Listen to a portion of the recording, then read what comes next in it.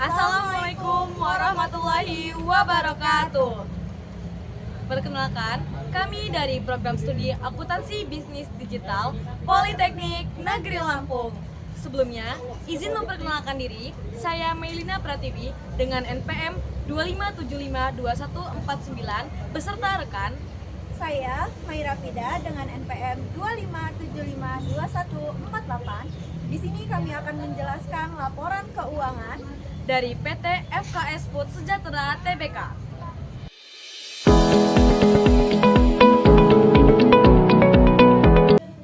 Sebelum membahas lebih lanjut, teman-teman harus tahu laporan keuangan. Laporan keuangan adalah dokumen yang memuat informasi tentang laporan keuangan suatu perusahaan maupun organisasi pada periode tertentu. Laporan keuangan berisi laporan laba rugi, neraca, laporan arus kas, dan laporan perubahan modal.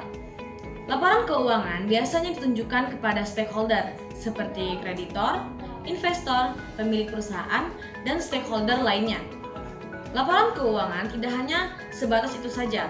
Laporan keuangan juga berfungsi sebagai identifikasi resiko yang akan datang dan peluang yang akan didapat, kemudian sebagai bahan evaluasi pengoperasian keuangan untuk masa selanjutnya, juga sebagai alat pembantu dalam pengambilan keputusan keuangan.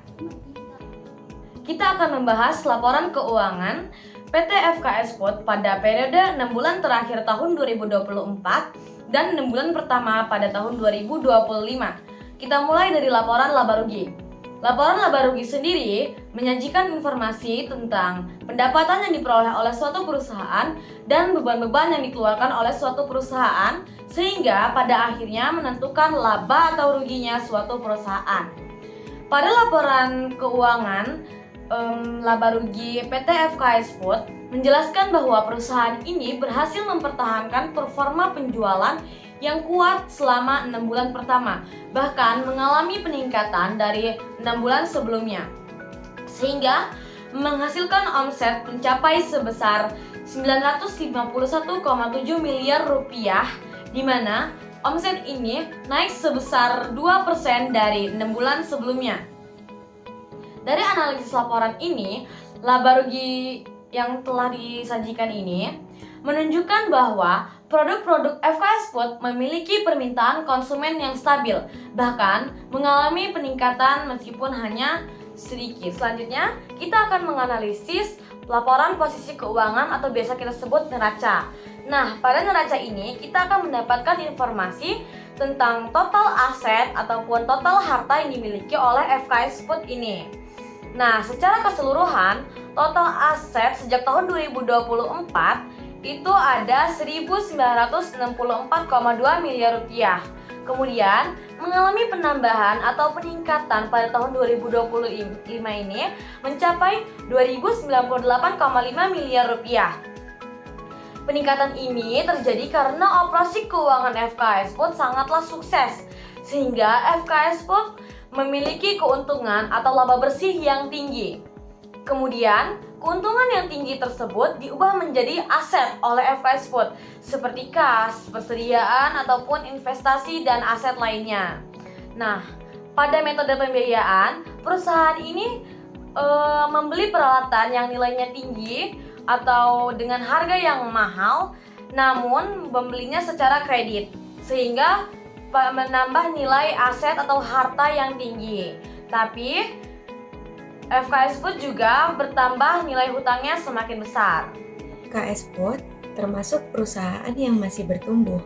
Pada setiap tahun, liabilitas selalu bertambah dari 918 miliar rupiah menjadi 1.006,5 miliar rupiah. Untuk segi perusahaan yang masih bertumbuh, ini adalah hal yang wajar. FKS Food berhasil mengendalikan hutangnya. Hal ini didukung oleh laba bersih yang besar. Aliran uang tunai. Terakhir, kita akan membahas arus kas perusahaan FKS Food. Apa itu arus kas? Arus kas adalah pergerakan uang masuk dan keluar pada perusahaan, baik atas penggunaan operasional, kegiatan investasi, dan aktivitas pendanaan. Pada arus kas FKS Food, aktivitas operasional kas bersih yang diperoleh pada 6 bulan terakhir sebesar 33,5 miliar rupiah.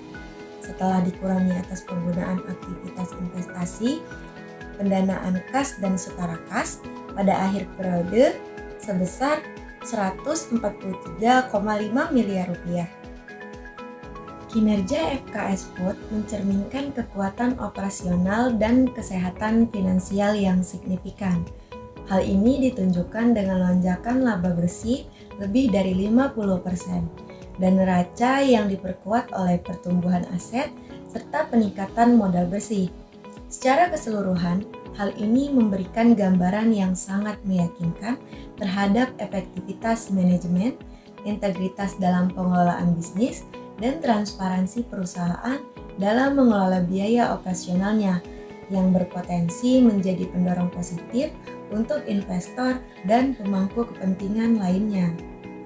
Cukup sekian yang dapat kami sampaikan. Semoga dapat bermanfaat dan dapat dipahami dengan jelas. Mohon maaf apabila ada kesalahan. Kami akhiri. Wassalamualaikum